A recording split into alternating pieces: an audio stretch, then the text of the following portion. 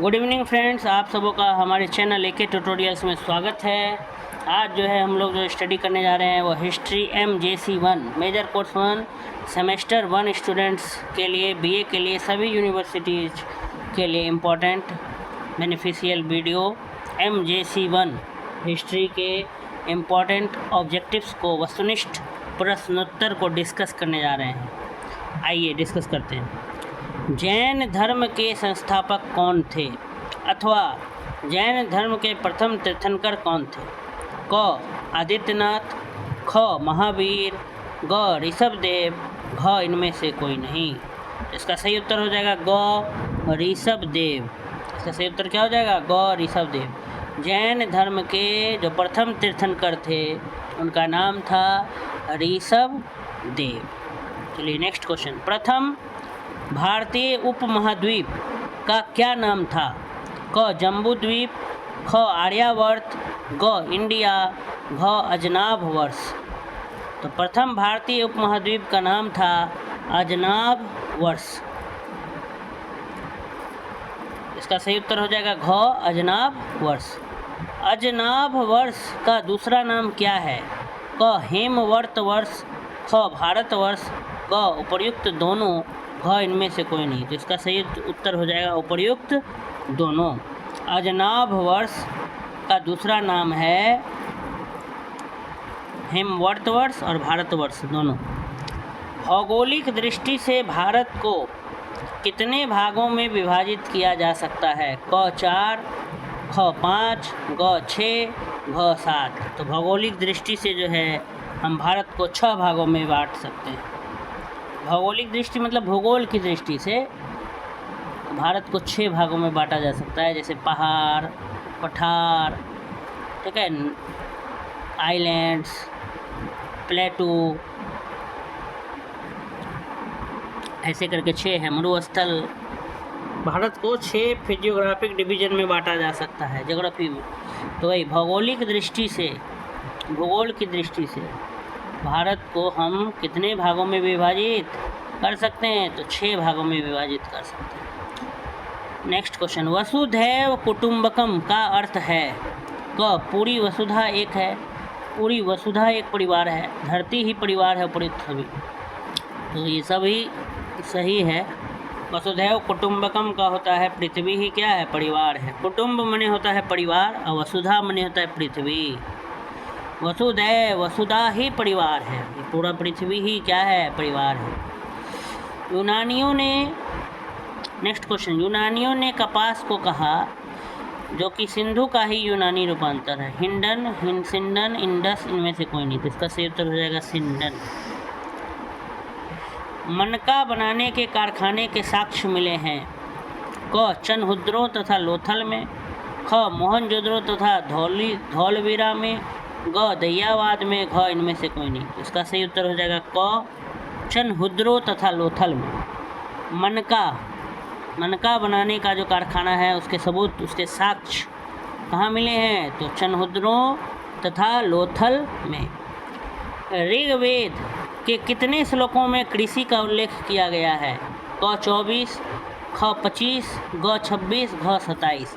तो इसका सही उत्तर हो जाएगा क 24। ऋग्वेद में 24 श्लोक हैं जिनमें खेती बाड़ी के बारे में क्या किया गया? उल्लेख किया गया है, कृषि के बारे में उल्लेख किया गया है।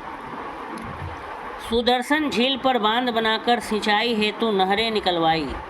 क सुविशाख ने, ख चक्रपालित ने, ग तुषाश्व ने, घ पुष्यगुप्त ने। तो सुदर्शन झील पर बांध बनाकर जो नहरें निकलवाई उनमें थे ग तुषाश्व। इसका सही उत्तर हो जाएगा ग तुषाश्व। Next question. कहाँ का मलमल प्रसिद्ध था? क काशी, ख कलिंग, ग बंगाल, घ इनमें से कोई नहीं। तो बंगाल, ग बंगाल। बंगाल का मलमल जो था वो प्रसिद्ध था। नेक्स्ट। नेचुरल हिस्ट्री नामक पुस्तक है। क प्लिनी की, ख मेगास्थनीज की, ग टॉलमी की, घ इनमें से कोई नहीं। तो प्लिनी की। नेचुरल हिस्ट्री किसकी किताब है? तो प्लिनी की किताब। नेचुरल हिस्ट्री नामक पुस्तक है क प्लिनी की। ठीक है, चलिए बढ़ते हैं नेक्स्ट अगले प्रश्न की तरफ। आइए हम लोग अगला प्रश्न देखते हैं। अगर आपने अब तक मेरा चैनल सब्सक्राइब नहीं किया है तो जाकर के सब्सक्राइब कर लें, जिससे कि आपको सभी वीडियोज़ का नोटिफिकेशन समय से मिलता रहे। नेक्स्ट क्वेश्चन है, टॉलमी ने चेरों की राजधानी के रूप में उल्लेख किया है। क करौरा का, ख यूजरिस का, ग टोंडी का, घ इनमें से कोई नहीं। टॉलमी ने चेरों की राजधानी, चेरों जो है एक साम्राज्य का नाम है, जैसे गुप्ता, चोला, चेरास, पांड्यास, ठीक है। तो चेरों की राजधानी टॉलमी ने किसे बताया है? तो करौरा का, ठीक है। टॉलमी ने चेरों की राजधानी के रूप में इसका उल्लेख किया है, करौरा का। चोल काल में मंदिरों को दान दी गई भूमि कहलाती थी। चोल काल में मंदिरों को दान दी गई भूमि क्या कहलाती थी? क देवदान, ख साल भोग, ग ब्रह्मादेय, घ इनमें से कोई नहीं। चोल काल में मंदिरों को दान दी गई भूमि कहलाती थी। क देवदान, ख साल भोग, ग ब्रह्मादेय, घ इनमें से कोई नहीं। तो इसका सही उत्तर हो जाएगा देवदान। चोल काल में जो मंदिरों को जो दान दी जाती थी भूमि, वो क्या कहलाती थी? देवदान कहलाती थी। नेक्स्ट, कौन सा शब्द आर्थिक विकास को अग्रसर करने में महत्वपूर्ण योगदान देता है?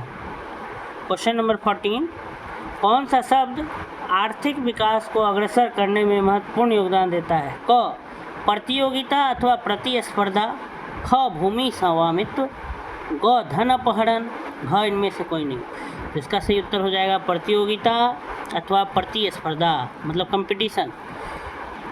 प्रतिस्पर्धा का इंग्लिश होता है कंपटीशन। कौन सा शब्द आर्थिक विकास को अग्रसर करने, देश का अगर इकोनॉमिक डेवलपमेंट करना है तो उसमें क्या ज़्यादा महत्व दे सकता है? तो प्रतियोगिता और प्रतिस्पर्धा, कंपटीशन। नेक्स्ट क्वेश्चन, हड़प्पा शहर कहाँ स्थित था?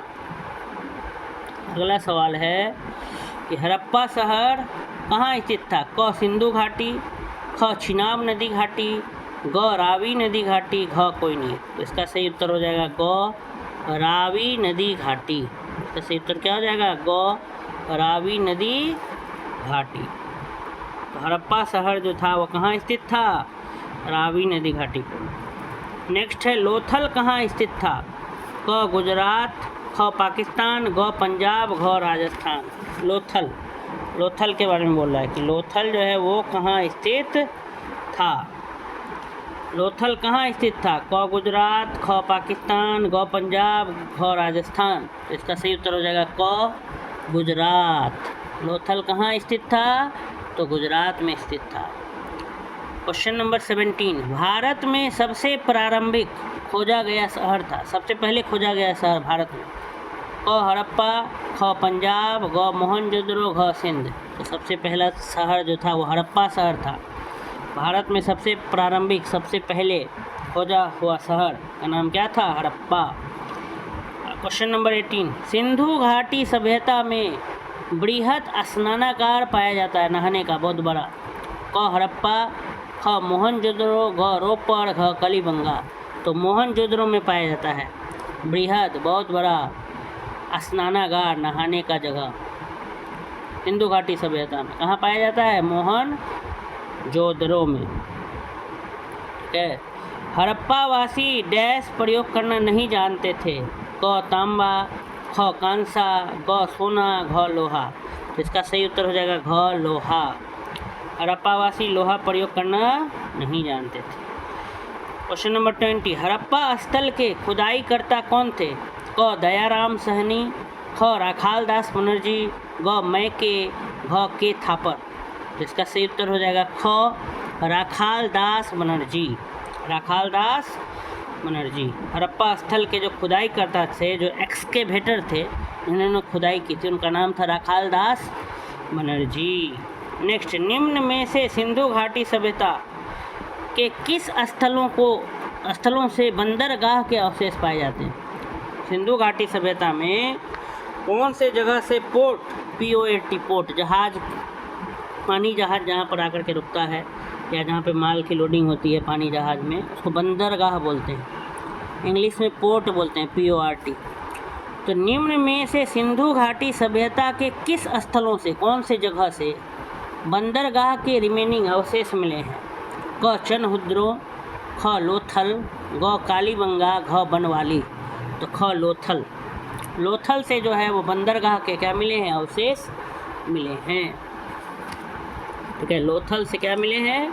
बंदरगाह के अवशेष।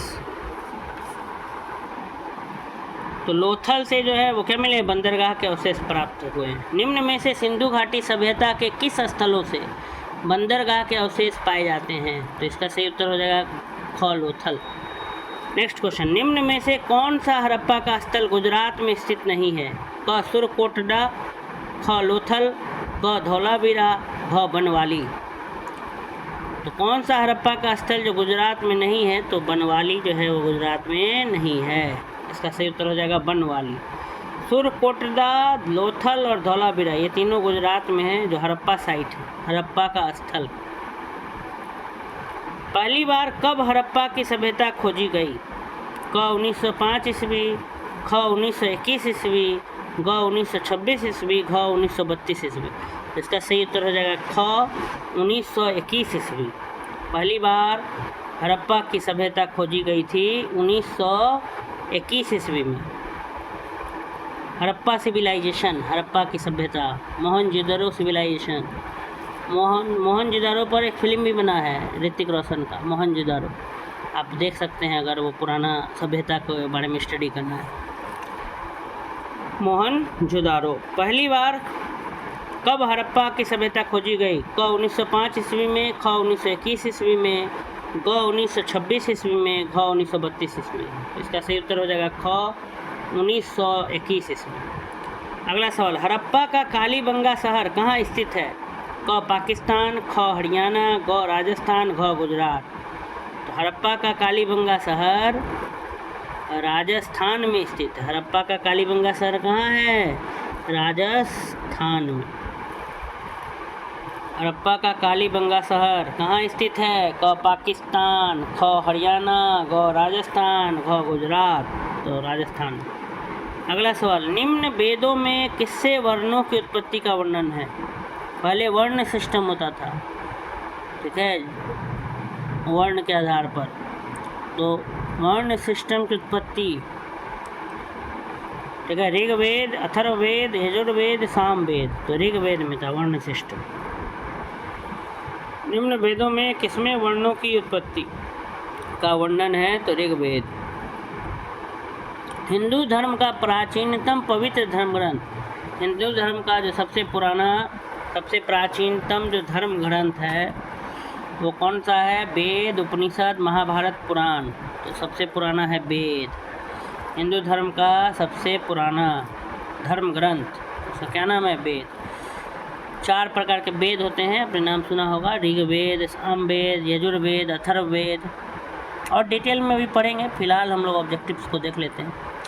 सामवेद मुख्यतः किस विद्या के लिए जाना जाता है? क संगीत, ख देवताओं की स्तुति के लिए, ग तंत्र मंत्र, घ कर्मकांड। इसका सही उत्तर हो जाएगा संगीत। सामवेद में जो है वो संगीत, म्यूजिक्स के बारे में है, संगीत की विद्या के बारे में है सामवेद। 4 वेद हैं कुल, ऋग्वेद, सामवेद, यजुर्वेद और अथर्ववेद। तो बोल रहा है वही कि सामवेद में किसके बारे में है? तो संगीत के बारे में। स से साम, स से संगीत। सामवेद मुख्यतः किस विद्या के लिए जाना जाता है? क संगीत, ख देवताओं की स्तुति के लिए, ग तंत्र मंत्र, घ कर्मकांड। तो इसका सही उत्तर हो जाएगा क संगीत। क्वेश्चन नंबर 28, निम्न में से कौन से वेदों में गायत्री मंत्र समाहित है? क ऋग्वेद, ख सामवेद, ग यजुर्वेद, घ अथर्ववेद। तो ऋग्वेद में है गायत्री मंत्र। ये वाला मंत्र सुने होंगे आप लोग, ओम भूर्भुवस्सुः तत्सवितुर्वरेण्यं भर्गो देवस्य धीमहि धियो यो न प्रचोदयात्। यही है गायत्री मंत्र। तो ये जो गायत्री मंत्र है कौन से वेद में है? क ऋग्वेद, ख सामवेद, ग यजुर्वेद, घ अथर्ववेद। इसका सही उत्तर हो जाएगा क ऋग्वेद। Next question 29। पूर्व वैदिक काल में कौन सी दो समितियाँ थीं? क समिति, ख सभा, ग समिति एवं सभा, घ उपर्युक्त में से कोई नहीं। तो इसका सही उत्तर हो जाएगा ग समिति एवं सभा। पूर्व वैदिक काल में कौन सी दो समितियाँ थीं? समिति और सभा। क्या था? दोनों था कि सिर्फ समिति था?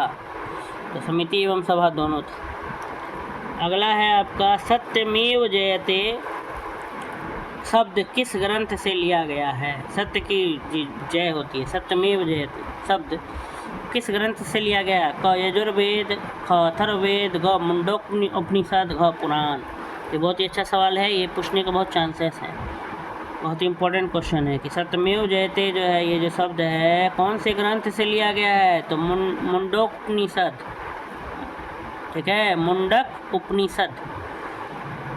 यानी तो एक साथ पढ़ेंगे तो मुंडकोपनिषद, यानी तो अलग अलग तौर के पढ़िएगा तो मुंडक उपनिषद से लिया गया है सत्यमेव जयते। तो क हो जाएगा इसका आंसर। Question number 31। आयुर्वेद की उत्पत्ति है? क ऋग्वेद, ख सामवेद, ग यजुर्वेद, घ अथर्ववेद। तो घ अथर्ववेद। अथर्ववेद में आयुर्वेद विद्या के बारे में है। आयुर्वेद की उत्पत्ति क ऋग्वेद, ख सामवेद, ग यजुर्वेद, घ अथर्ववेद। इसका सही उत्तर हो जाएगा घ अथर्ववेद। Question number 32। उत्तर वैदिक काल में कौन सा देवता सबसे प्रमुख स्थान पा लिया? क इंद्र, ख अग्नि, ग प्रजापति, घ मुसान। तो सही उत्तर हो जाएगा इसका प्रजापति। उत्तर वैदिक काल में प्रजापति देवता प्रमुख स्थान में थे। वैदिक साहित्य के अनुसार लोगों के द्वारा राजा को दिए जाने वाले टैक्स को कहा जाता था? क राजस्व, ख राजकर, ग बलि, घ अंश। तो बलि कहा जाता था पहले। वैदिक साहित्य में के अनुसार लोगों के द्वारा राजा को जो दिया जाने वाला जो टैक्स होता था उसको बलि कहा जाता था। बुद्ध ने प्रथम उपदेश कहाँ दिया? क राजगृह, ख बोधगया, ग सारनाथ, घ कुशीनगर। तो ग सारनाथ। बुद्ध ने अपना पहला उपदेश कहाँ दिया? सारनाथ में दिया। First sermon, SERMON। सरमन मतलब होता उपदेश। पहला जो ज्ञान बैठ के लोगों को कहाँ दिया? बुद्ध ने, गौतम बुद्ध ने सारनाथ में दिया। Next question 35। छंद सूत्र किसकी रचना है? क पिंगल, ख कौटिल्य, ग वराहमिहिर, घ कालिदास। तो इसका सही उत्तर हो जाएगा क पिंगल। छंद सूत्र जो है ये पिंगल की रचना। छंद सूत्र किसकी रचना है? तो पिंगल की। Question number 36। अरब देशों ने शून्य का प्रयोग कब किया? क 875 ईस्वी में, ख 876 ईस्वी में, ग 873 ईस्वी में, या घ 874 ईस्वी में। तो इसका सही उत्तर हो जाएगा ग 873 ईस्वी में। अरब देश जो थे उन्होंने शून्य का प्रयोग कब शुरू किया? जीरो का प्रयोग, जीरो का यूज 873 ईस्वी में। Question number 37। परमाणुवाद का संस्थापक था? क गौतम, ख पतंजलि, ग महर्षि कणाद, घ जैमिनी। तो इसका सही उत्तर हो जाएगा ग महर्षि कणाद। परमाणुवाद का जो संस्थापक थे तो कौन थे? महर्षि कणाद थे। रस रत्नाकर किसकी रचना है? Question number 38। रस रत्नाकर किसकी रचना है? क वराहमिहिर, ख नागार्जुन, ग कालिदास, घ पिंगल। तो नागार्जुन। रस रत्नाकर किसने लिखा है? नागार्जुन ने लिखा है। Question number 39। वसुधैव कुटुंबकम किस भाषा का शब्द है? क अंग्रेजी, ख पाली, ग मराठी, घ संस्कृत। तो संस्कृत भाषा का शब्द है। वसुधैव कुटुंबकम, वसुधा ही कुटुंब है। वसुधा मने पृथ्वी, कुटुंब मने परिवार, मने पूरा धरती ही परिवार हो जिसका। वसुधैव कुटुंबकम। तो वसुधैव कुटुंबकम किस भाषा का शब्द है? क अंग्रेजी, ख पाली, ग मराठी, घ संस्कृत। तो संस्कृत भाषा का शब्द है। Question number 40। वसुधैव कुटुंबकम की भावना में निहित नहीं है? क आत्मीयता, ख स्वार्थता, ग प्रेम और घ उदार मानसिकता। तो ख स्वार्थता, सेल्फिशनेस नहीं है। बोला है वसुधैव कुटुंबकम में कौन सी भावना नहीं है, कौन सा इमोशन नहीं है? तो स्वार्थता नहीं है, सेल्फिशनेस नहीं है, आत्मीयता है, प्रेम है, उदार काइंडली मानसिकता है, प्रेम वाला भाव है, स्वार्थ वाला भाव नहीं है, ख नहीं होगा। और क्वेश्चन नंबर 41, इंडिका कृति है, इंडिका किसने लिखा? क मेगास्थनीज का, ख प्लिनी का, ग अरस्तु का, घ इनमें से कोई नहीं। तो इंडिका किताब जो है ये किसने लिखा? मेगास्थनीज ने। इंडिका किसकी कृति है, मतलब इंडिका किताब है, वो किसने लिखा? तो मेगास्थनीज ने। इंडिका किताब की रचना मेगास्थनीज ने की है। चलिए बढ़ते हैं क्वेश्चन नंबर 42, सप्तांग सिद्धांत के कितने अंग हैं? क 4, ख 5, ग 7, घ 8। इसका सही उत्तर हो जाएगा ग 7। सप्तांग सिद्धांत के 7 अंग हैं। सप्तांग नाम से ही क्लियर हो रहा है, सप्त, सप्त मने होता है 7। तो सप्तांग सिद्धांत के कितने अंग हैं? तो 7 अंग हैं। चलिए बढ़ते हैं अगले प्रश्न की तरफ।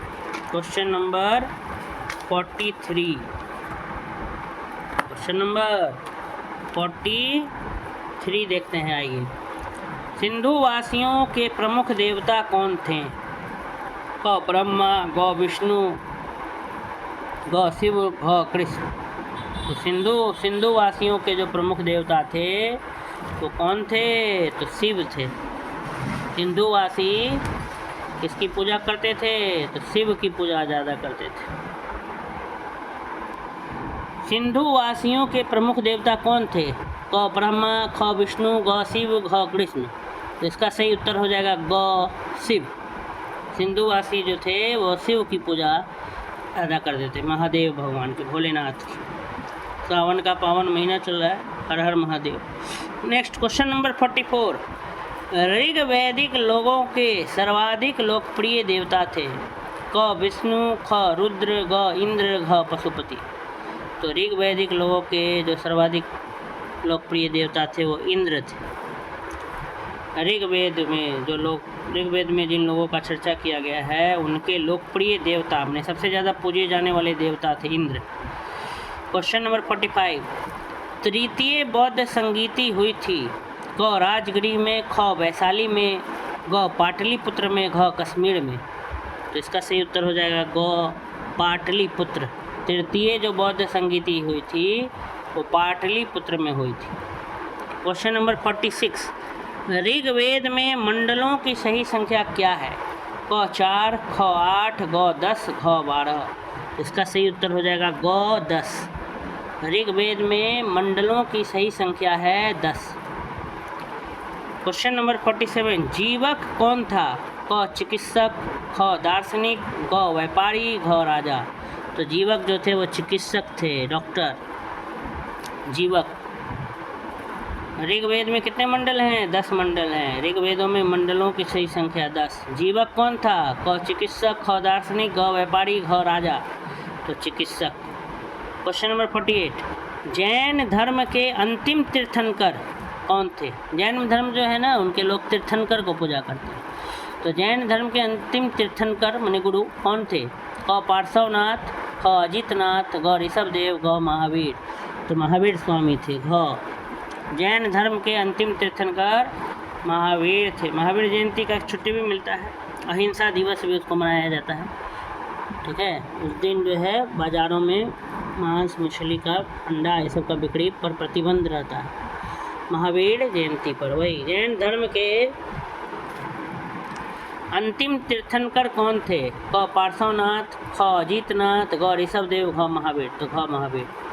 क्वेश्चन नंबर 49, सिद्धांत शिरोमणि किसकी पुस्तक है?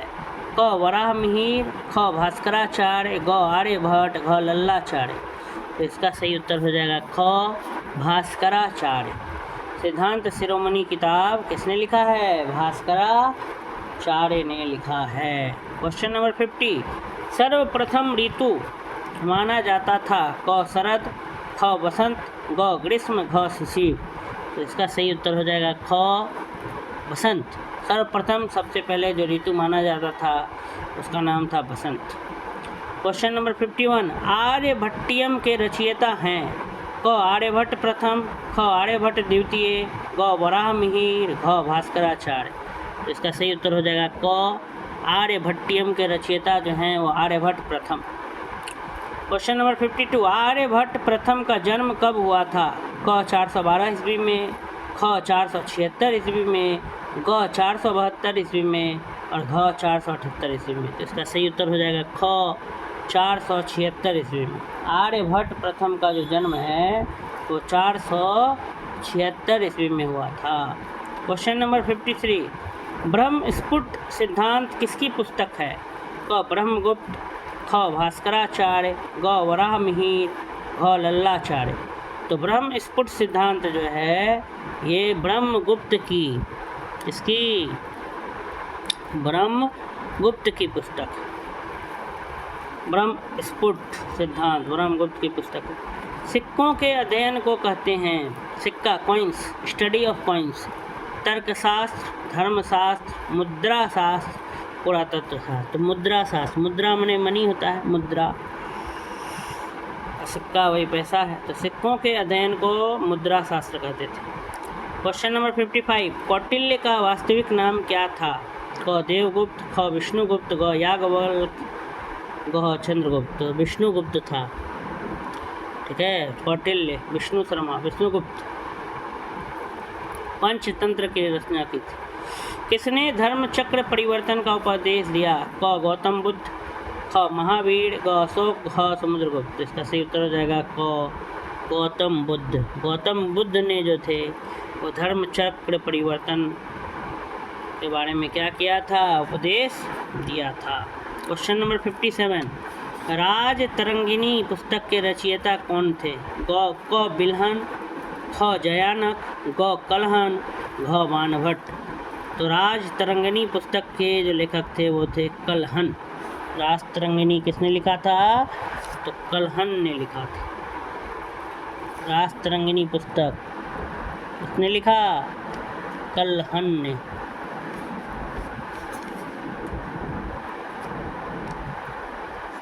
ठीक है, तो राज तरंगिनी पुस्तक किसने? राज तरंगिनी पुस्तक के रचयिता कौन थे? क बिल्हन, ख जयानक, ग कलहन, घ बाणभट्ट। तो राज तरंगिनी पुस्तक के जो लेखक थे वो ग कलहन थे। राज तरंगिनी पुस्तक के रचयिता कौन थे? कलहन। कव्वाली के पिता के रूप में कौन जाना जाता है? क निजामुद्दीन औलिया, ख अमीर खुसरो, ग इल्तुतमिश, घ कोई नहीं। अमीर खुसरो कव्वाली के पिता। कव्वाली जो गाया जाता है, नहीं, कव्वाली एक प्रकार का गाने का एक तरीका है, कव्वाली, जो बहुत लोग ग्रुप में गाते हैं। नहीं, इस तरह का गाना सुन, दुल्हे का सेहरा सुहाना लगता है, दुल्हन का तो दिल दीवाना लगता है। चाहे एक और भी गाना आप लोग सुनेंगे इस तरह से, भर दे झोली मेरी या मोहम्मद, लौट के ना जाऊंगा खाली, भर दे मेरी झोली या मोहम्मद, लौट के ना जाऊंगा खाली। तो इस तरह का जो गीत होता है इसको कव्वाली बोला जाता है। तो कव्वाली का पिता, फादर ऑफ कव्वाली, इसको कहा जाता है अमीर खुसरो को कहा जाता है। काफ़ी तेज़ हवा बढ़ी है जिससे थोड़ा डिस्टरबेंस हो रहा है। एक मिनट रुक जाइए ज़रा आप लोग।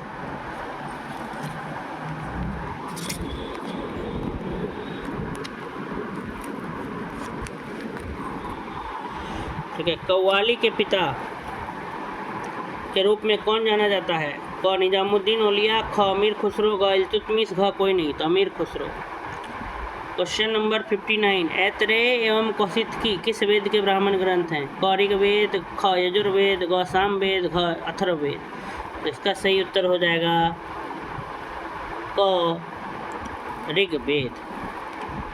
ऐतरेय एवं कौशिकी ये किस वेद के ब्राह्मण ग्रंथ हैं? तो ऋग्वेद। पिंगल मुनि का ग्रंथ, क शिक्षा, ख कल्प, ग व्याकरण, घ छंद शास्त्र। तो छंद शास्त्र पिंगल मुनि इससे रिलेटेड है, छंद शास्त्र। यास्क ने रचना की। क शिक्षा, ख कल्प, ग निरुक्त, ह छंद। तो ग निरुक्त। यास्क ने किसकी रचना की? शिक्षा, कल्प, निरुक्त, छंद। तो निरुक्त की रचना की। आइए देखते हैं अगला सवाल। नेक्स्ट क्वेश्चन है, बौद्ध धर्म के दार्शनिक सिद्धांत मिलते हैं। क विनय पिटक, ख सुत्त पिटक, ग अभिधम्म पिटक, घ इनमें से कोई नहीं। तो ग में मिलता है, अभिधम्म पिटक में। बौद्ध धर्म के जो दार्शनिक सिद्धांत हैं वो अभिधम्म पिटक में मिलता है। क्वेश्चन नंबर 63, रामायण के रचयिता हैं। क वाल्मीकि, ख वेद व्यास, ग तुलसीदास, घ सूरदास। तो रामायण के रचयिता कौन है? वाल्मीकि। क्वेश्चन नंबर 64, सत सहस्त्र संहिता कहा जाता है। क रामायण, ख महाभारत, ग त्रिपिटक, ख ऋग्वेद। इसका सही उत्तर हो जाएगा ख महाभारत। सत सहस्त्र संहिता महाभारत को कहा जाता है। महाभारत का ही दूसरा नाम है सत सहस्त्र संहिता। मुद्रा राक्षस किसका ग्रंथ है? क विशाखा दत्त, ख पाणिनि, ग पातंजलि, ख कालिदास। तो विशाखा दत्त। मुद्रा राक्षस किसने लिखा है? विशाखा दत्त। नेक्स्ट क्वेश्चन, बुद्ध चरित्र किसने लिखा है? क बाणभट्ट, ख अश्वघोष, ग हरिसेन, ग रवि कृति। तो बुद्ध चरित्र लिखा है अश्वघोष ने। बुद्ध चरित्र किसने लिखा है? क बाणभट्ट, ख अश्वघोष, ग हरिसेन, घ रवि कृति। तो बुद्ध चरित्र लिखा है अश्वघोष। अगला सवाल, क्वेश्चन नंबर 67, मेगास्थनीज की रचना है। मेगास्थनीज किसने लिखा है? तहकीके Hind, indica, Si-Yu-Ki, Historica. Megasthenes मतलब कौन सी किताब इसमें लिखा है? तो इंडिका लिखा है। इंडिका किसके द्वारा लिखा गया है? मेगास्थनीज के द्वारा। मेगास्थनीज लेखक का नाम है, इंडिका किताब का नाम है। इंडिका की रचना किसने की? मेगास्थनीज ने। या उल्टा पूछ लिया कि मेगास्थनीज का किताब का कौन सा है इसमें? तो इंडिका है। तहकीके हिंद, इंडिका, सीयूकी की हिस्टोरिका। तो इंडिका। नेक्स्ट है क्वेश्चन नंबर 68, इतिहास का जनक, फादर ऑफ हिस्ट्री किसे कहा जाता है? क सिकंदर, ख प्लिनी, ग कैसियस, ख हेरोडोटस। तो घ हेरोडोटस को कहा जाता है फादर ऑफ हिस्ट्री, इतिहास का जनक। जनक माने पिता, जनक माने पिता, इतिहास माने हिस्ट्री, हिस्ट्री का father Herodotus. Herodotus. Question number 69, Si-Yu-Ki किसकी रचना है? क हेन स्वांग, ख फाहियान, ग इसिंग, घ व्हीली। तो हेन स्वांग जो चाइनीज यात्री था, हेन स्वांग, उसने एक किताब लिखा था सीयूकी। सीयूकी किसकी रचना है? क हेन स्वांग, ख फाहियान। ये सब ट्रेवलर्स थे, यात्री थे जो भारत आए थे और फिर इन्होंने अपना यात्रा वृत्तांत लिखा था, यात्रा के बारे में पूरा डिटेल। खैर अभी हम लोग ऑब्जेक्टिव पर हैं, बाकी सब के बारे में डिटेल में हम लोग डिस्कस करेंगे। आप हमारे चैनल से जुड़े रहें, लगातार आपको सभी वीडियोज पूरे डिटेल में मिलेंगे। सीयूकी की किसकी रचना है? क हेन स्वांग, ख फाहियान, ग इसिंग, घ व्हीली। तो क हो जाएगा इसका आंसर हेन स्वांग। क्वेश्चन नंबर 70, यात्रियों का राजकुमार किसे कहा जाता है? क फाहियान, ख मेगास्थनीज, ग अलबरूनी, घ हेन स्वांग। तो इसका सही उत्तर हो जाएगा घ हेन स्वांग। यात्रियों का राजकुमार, यात्रियों का राजकुमार किसे कहा जाता है? क फाहियान, ख मेगास्थनीज, ग अलबरूनी, घ हेन स्वांग। तो हेन स्वांग। क्वेश्चन नंबर 71, ऐहोल अभिलेख किसका है? क हरिसेन, ख धन्य विष्णु, ग रुद्रदामन, घ रवि कृति। इसका सही उत्तर हो जाएगा घ रवि कृति। ऐहोल अभिलेख इसका है? हरिसेन, धन्य विष्णु, रुद्रदामन, रवि कृति। तो रवि कृति का। क्वेश्चन नंबर 72, सती प्रथा। सती प्रथा का प्रथम अभिलेखीय साक्ष्य, सती प्रथा का सबूत कहाँ पे से मिलता है? सती प्रथा का उन्मूलन, खत्म किया गया था राजा राम मोहन रॉय और विलियम बेंटिक ने मिलकर। सती प्रथा नाम सुने होंगे आप लोग। पहले के ज़माने में जब स्त्रियों के पति मर जाते थे तो उन स्त्रियों को, महिलाओं को उनके पति के साथ जिंदा जला दिया जाता था। वही था सती प्रथा। भारत में था, हिंदू धर्म में, कि जो महिला विधवा हो जाती थी, जिनके पति मर जाते थे, तो उनको उनके पति के साथ जिंदा जला दिया जाता था। तो राजा राम मोहन रॉय के जब भैया डेथ कर गए थे तो उनकी भाभी को जब जलाने ले जाया जा रहा था तो उनको बहुत ख़राब लगा, तो उन्होंने इसका बहुत ज़्यादा विरोध किया और सती प्रथा को ख़त्म किया भारत से। लेकिन खैर यहाँ है कि सती प्रथा ख़त्म किया ही नहीं पूछा है, पूछा सती प्रथा के बारे में सबसे पहले कहाँ पे हमको सबूत मिलता है, तो एरन अभिलेख में। एरन अभिलेख सती प्रथा का प्रथम अभिलेखीय साक्ष्य है। क एरन अभिलेख, ख ऐहोल अभिलेख, ग जूनागढ़ अभिलेख, घ प्रयाग प्रशस्ति। तो क एरन अभिलेख से हमको सती प्रथा का बारे में पता चलता है। एरन अभिलेख। किस स्रोत से पता चलता है कि समुद्रगुप्त बीना वादक था, बीना बजाता था? कौन से किताब या कौन से सोर्स से पता चलता है कि समुद्रगुप्त क्या बजाता था? बीना बजाता था। सरस्वती जी के हाथों में रहता है बीना, नहीं, माँ शारदे कहाँ तू बीना बजा रही है। तो बीना एक यंत्र है, वाद्य यंत्र, म्यूजिकल इंस्ट्रूमेंट है। तो समुद्रगुप्त बीना वादक था, बीना बजाता था। ये किससे पता चलता है?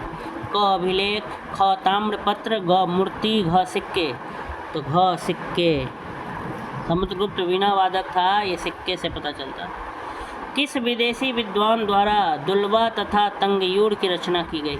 ख फाहियान, ख हेनस्वांग, ग इनसिंग, घ तारानाथ। तो घ तारानाथ। किस विदेशी विद्वान द्वारा दुल्बा तथा तंगयूर की रचना की गई? ख फाहियान, ख हेनस्वांग, ग इनसिंग, घ तारानाथ। तो तारानाथ। पेरिपल्स ऑफ द एरिथ्रेनीसी नामक साहित्यिक साक्ष्य प्राचीन भाग के किस पक्ष पर प्रकाश डालता है? क धार्मिक स्थिति, ख राजनीतिक स्थिति, ग वैज्ञानिक विकास, घ व्यापार और वाणिज्य।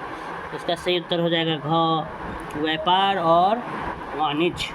पेरिपल्स ऑफ द एरिथ्रेनीसी नामक साहित्यिक साक्ष्य प्राचीन भाग के व्यापार और वाणिज्य, कॉमर्स और बिजनेस को प्रकाश डालता है। क्वेश्चन नंबर 76, गौतम बुद्ध का वास्तविक नाम क्या था? Real name. क महावीर, ख सिद्धार्थ, ग राहुल, ग कोई नहीं। तो ख सिद्धार्थ। गौतम बुद्ध का जो असली नाम था वो क्या था? सिद्धार्थ था।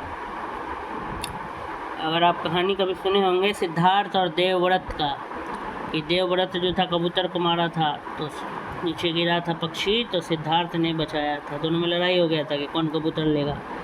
तो बाद में फैसला सुनाया गया था कि जो बचाने वाला होता है वो मारने वाले से क्या होता है? हमेशा बड़ा होता है।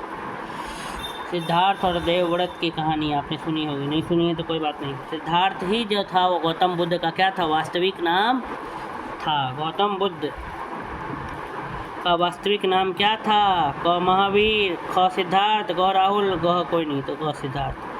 क्वेश्चन नंबर 77, गौतम बुद्ध की माँ का क्या नाम था? क महामाया, ख यशोधरा, ग कमलावती, घ दुर्गा देवी। तो महामाया था। गौतम बुद्ध की माँ का नाम था महामाया। जैन तीर्थंकरों की कुल संख्या 15, 16, 24, 32। तो जैन तीर्थंकर कुल 24 तीर्थंकर थे। जैन धर्म में कुल कितने तीर्थंकर हुए? जो गुरु हुए हेड 24। किस राजा के शासनकाल के दौरान श्रीलंका में बौद्ध धर्म की पहचान बनी? क समुद्रगुप्त, ख अशोक, घ चंद्रगुप्त मौर्य, घ कनिष्क।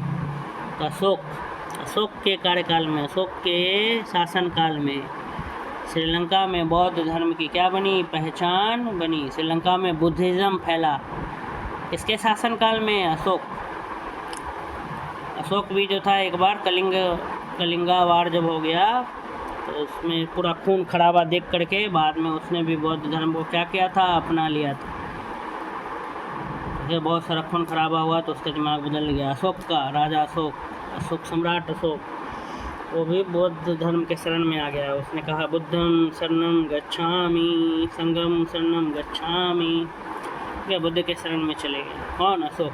किस राजा के शासनकाल के दौरान श्रीलंका में बौद्ध धर्म की पहचान बनी? क समुद्रगुप्त, ख अशोक, ग चंद्रगुप्त मौर्य, घ कनिष्क। तो इसका सही उत्तर हो जाएगा ख अशोक। क्वेश्चन नंबर 80, बुद्ध ने निर्वाण की प्राप्ति की? क बोधगया में, ख सारनाथ में, ग सांची में, घ कुशीनगर में। तो इसका सही उत्तर हो जाएगा घ कुशीनगर में। बुद्ध ने निर्वाण की प्राप्ति की यहाँ पर कुशीनगर में। है उत्तर प्रदेश में शायद कुशीनगर। नेक्स्ट क्वेश्चन हम लोग स्टडी करते हैं। आइए, हड़प्पा किस नदी के किनारे बसा हुआ था? क सिंधु, ख झेलम, ग रावी, घ चिनाब। तो हड़प्पा जो था वह आपका रावी नदी के किनारे बसा हुआ था। हड़प्पा किस नदी के किनारे बसा हुआ था? क सिंधु, ख झेलम, ग रावी, घ चिनाब। तो रावी नदी के किनारे था हड़प्पा। ऋग वैदिक काल की तिथि क्या है? क 2000 से 1500 ईसा पूर्व। ईपू का फुल फॉर्म होता है ईसा पूर्व, माने before the birth of Christ, Jesus Christ. Isa Masih Christians लोगों का जो भगवान है जीसस क्राइस्ट, उनके जन्म से पहले का समय को बोला जाता है ईसा पूर्व। ईसा मसीह के जन्म से पहले ईसा पूर्व, ईपू, ठीक है, ई और पू शॉर्ट में। ऋग वैदिक काल की तिथि क्या है? 2000 से 1500 ईसा पूर्व, 1500 से 1000 ईसा पूर्व, 1000 से 600 ईसा पूर्व और 600 से 400 ईसा पूर्व। तो इसका सही उत्तर हो जाएगा 1500 से 1000 ईसा पूर्व, ऋग वैदिक काल की जो तिथि। उपनिषदों की संख्या क्या है? क 4, ख 18, ग 108, घ 118। इसका सही उत्तर हो जाएगा ग 108। 108 उपनिषद हैं, ठीक है। 4 वेद हैं, 18 पुराण हैं। पुराण की संख्या 18, वेद की संख्या 4 और उपनिषद की संख्या 108। याद रखना, 4 वेद 18 पुराण, पुराण की संख्या 18। जैसे एक शिव पुराण है, गरुड़ पुराण है, मत्स्य पुराण है, ये सब पुराण है, सब अलग अलग। 18 पुराण होते हैं, 4 वेद होते हैं और 108 उपनिषद होते हैं। ये हिंदू धर्म के क्या हैं? ग्रंथ सब है। फिर रामायण महाभारत अलग ही है। जैन धर्म, भगवद गीता भी है फिर अलग। आइए देखते हैं अगला सवाल। जैन धर्म के प्रथम तीर्थंकर, जैन धर्म के प्रथम तीर्थंकर कौन थे? जैन धर्म के प्रथम तीर्थंकर कौन थे? क अजितनाथ, ख पार्श्वनाथ, ग महावीर, घ ऋषभदेव। तो ऋषभदेव थे जैन धर्म के प्रथम तीर्थंकर, फर्स्ट। टोटल 24 तीर्थंकर हैं जैन धर्म में। कितने तीर्थंकर हैं? कुल 24। उनमें पहले तीर्थंकर का क्या नाम था? प्रथम तीर्थंकर का ऋषभदेव। क्वेश्चन नंबर 86 देखते हैं। समस्त इतिहास विचारों का इतिहास है, यह कथन किसका है? ख कलिंगुड, ख क्रोचे, ग रेनियर, घ राउच। तो कलिंगुड का कथन है ये कि पूरा जो इतिहास है, हिस्ट्री है, वो विचारों का इतिहास है। Question number 87। इतिहास का प्राचीनतम उल्लेख किस वेद में मिलता है? क ऋग्वेद, ख सामवेद, घ यजुर्वेद, घ अथर्ववेद। अथर्ववेद में मिलता है इतिहास का प्राचीनतम सबूत उल्लेख। भारतीय इतिहास की अवधारणा में मानव इतिहास का स्वर्ण युग किस युग को माना जाता है? मानव इतिहास का, ह्यूमन हिस्ट्री का गोल्डन एरा, स्वर्ण युग। स्वर्ण माने सोना, स्वर्ण। भारतीय इतिहास की अवधारणा में मानव इतिहास का स्वर्ण युग किस युग को माना गया है? क सतयुग, ख त्रेता युग, घ द्वापर युग, घ कलयुग। इसका सही उत्तर हो जाएगा क सतयुग। भारतीय इतिहास की अवधारणा में मानव इतिहास का स्वर्ण युग सतयुग को कहा गया है। बढ़ते हैं आगे। Question number 89। निम्न में से कौन सी भारतीय इतिहास की अवधारणा है? क युग चक्रवात, ख अवतारवाद, ग कर्म सिद्धांत, घ उक्त सभी। तो इसका सही उत्तर हो जाएगा घ उक्त सभी। निम्न में से कौन सी भारतीय इतिहास की अवधारणा है? तो युग चक्रवात, अवतारवाद और कर्म सिद्धांत, ये सभी भारतीय इतिहास की क्या है? अवधारणा है। इतिहास की भौतिकवादी अवधारणा किसकी देन है? क कार्ल मार्क्स, ख विसेंट स्मिथ, ग जेम्स मिल, घ हिंगल। तो कार्ल मार्क्स। इतिहास की भौतिकवादी अवधारणा जो है वो किसकी देन है? तो कार्ल मार्क्स की देन है। इतिहास की भौतिक अवधारणा किसकी देन है? कार्ल मार्क्स की। इतिहास के स्वरूप के संबंध में किसने कहा है कि इतिहास विज्ञान है, साहित्य से इसका कोई सरोकार नहीं है? क सीले, ख क्रोंचे, ग कलिंगुड, ग मैकाले। तो सीले ने कहा। सीले ने इतिहास को क्या कहा डाला है? विज्ञान कहा है कि इतिहास क्या है? विज्ञान है। इतिहास के स्वरूप के संबंध में, इतिहास के स्वरूप के संबंध में सीले ने कहा है। किसने? सीले ने। इतिहास के स्वरूप के संबंध में किसने? सीले ने कहा है कि इतिहास क्या है? तो ये विज्ञान है। इतिहास के स्वरूप के संबंध में किसने कहा है? इतिहास विज्ञान है, साहित्य से इसका कोई सरोकार नहीं है। क सीले, ख क्रोचे, ग कलिंगवुड, ग मैकाले। तो क सीले। क्वेश्चन नंबर 92, विंसेंट स्मिथ कौन से दृष्टिकोण के इतिहासकार थे? क साम्राज्यवादी, ख राष्ट्रवादी, ग मार्क्सवादी, ग प्राच्यविद। तो इसका सही उत्तर हो जाएगा क साम्राज्यवादी। विंसेंट स्मिथ कौन से दृष्टिकोण के इतिहासकार थे? क साम्राज्यवादी, ख राष्ट्रवादी, ग मार्क्सवादी, घ प्राच्यविद। इसका सही उत्तर हो जाएगा क साम्राज्यवादी। क्वेश्चन नंबर 93, वह कवि जो भारत के तोता के रूप में जाना जाता है? क अल-बरूनी, ख कैकुबाद, ग अमीर खुसरो, घ कोई नहीं। इसका सही उत्तर हो जाएगा ग अमीर खुसरो। वह कवि जो भारत के तोता के रूप में जाना जाता है? क अल-बरूनी, ख कैकुबाद, ग अमीर खुसरो, घ कोई नहीं। तो अमीर खुसरो। आते हैं, चलिए क्वेश्चन नंबर 94, कालीबंगा किस प्रांत में स्थित है? क गुजरात, ख पंजाब, ग राजस्थान, घ हरियाणा। तो कालीबंगा जो है वो राजस्थान प्रांत में है। इसका सही उत्तर हो जाएगा ग राजस्थान। क्वेश्चन नंबर 95, घोड़े के हड्डियां के अवशेष पाए गए हैं? क लोथल, ख सुरकोटदा, ग कालीबंगा, घ धौलावीरा। इसका सही उत्तर हो जाएगा ख सुरकोटदा। सुरकोटदा में जो है घोड़े की हड्डियां पाई गई हैं। घोड़े की हड्डियां के अवशेष कहाँ मिले थे खुदाई के समय? तो सुरकोटदा में। आर्य शब्द का अर्थ है? क श्रेष्ठा अथवा कुलीन, ख द्रविड़, ग ग्रामवासी, ग निम्नवर्गीय। तो श्रेष्ठ और कुलीन, ठीक है, उसको आर्य शब्द कहा जाता है। वैदिक समाज की आधार की इकाई थी? क जन, ख विदत, ग परिवार, ग कोई नहीं। तो परिवार। वैदिक समाज का जो आधार था वो परिवार थी। ऋग्वेद में कौन सी नदी सम्मिलित नहीं है? क नर्मदा, ख सिंधु, ग गंगा, क यमुना। तो नर्मदा नहीं, नदी नहीं है ऋग्वेद में। सिंधु, गंगा और यमुना नदी के बारे में चर्चा है ऋग्वेद में। ऋग्वैदिक काल में आर्यों का मुख्य पेशा था?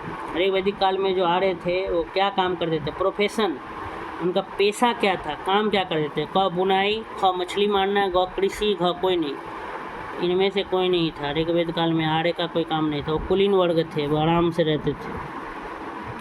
निम्न वेदों में उच्च कोटि के लोग थे, ऊंची जाति के। निम्न वेदों में से कौन सबसे पुराना वेद है?